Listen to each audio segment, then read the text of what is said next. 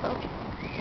So yesterday, the United Kingdom hosted a meeting to which 15 states came. South Africa was with us in spirit, although the delegate could not attend.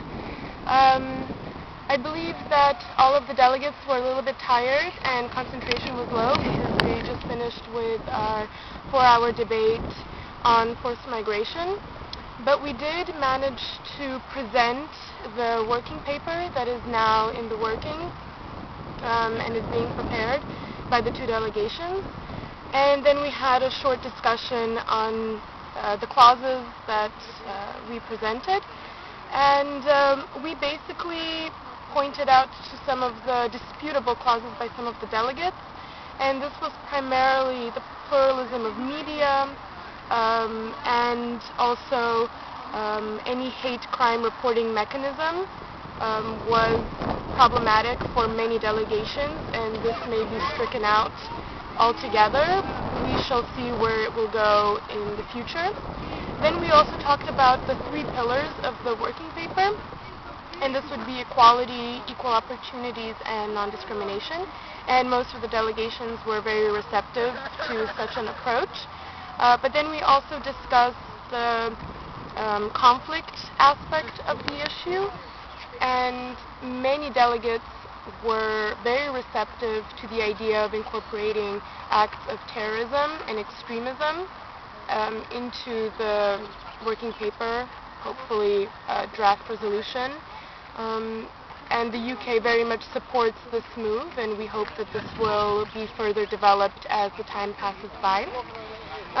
We also talked about the article that would require states to refrain from violence against minority groups.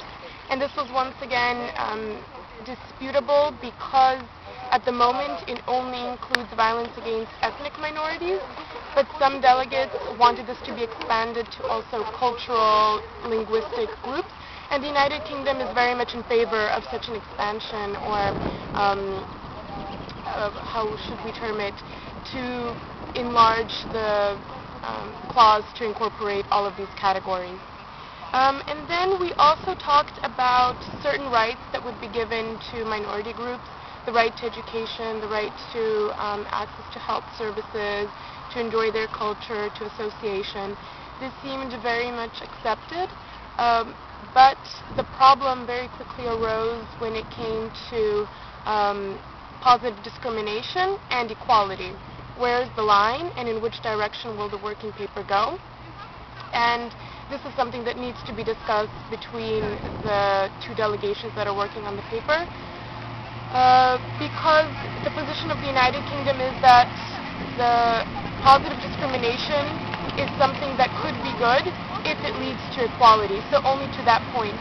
We do not want minorities to somehow have a higher or a priority status to majority population, but we do want to see some measures implemented in order to help underprivileged groups become equal and have equal opportunities.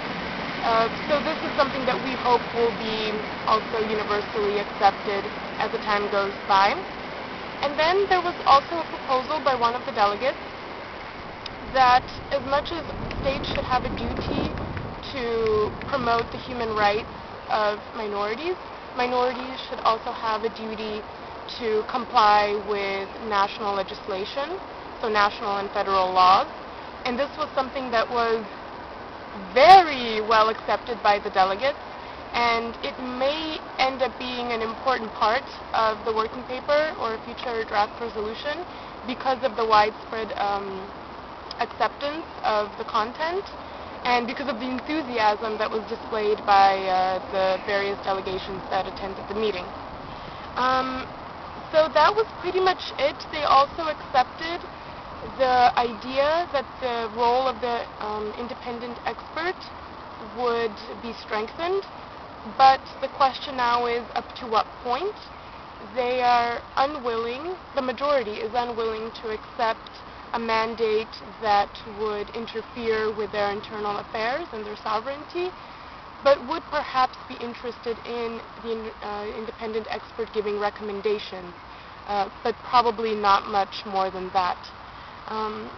Of course, the United Kingdom also, besides reading the working paper, also introduced some of South Africa's clauses, and this was the access to health services clause, but also strengthening the role of civil society and the cooperation between regional organizations with the independent expert, but also with the United Nations. So here we see this regional versus global approach to dealing with this issue.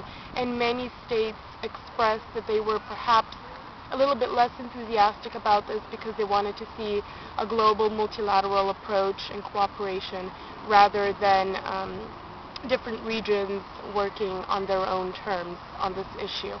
So we will see where that will go. And that is pretty much it. We were very happy with the cooperation of the states. We will probably be working closely with many of them in the next 2 weeks before the general debate in order to strengthen the working paper further, perhaps strike out some of the clauses if they're too controversial, such as the definition. We also talked about a possible definition, and none of the states expressed the willingness to incorporate this or even bring it up at the debate. So we shall see where that goes.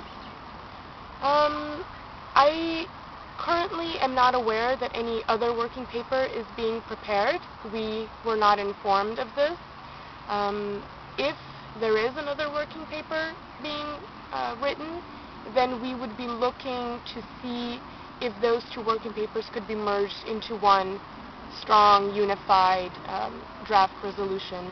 And so we're hoping that this type of cooperation will come from both sides, of both parties. So that's it. Thank you. Thank you.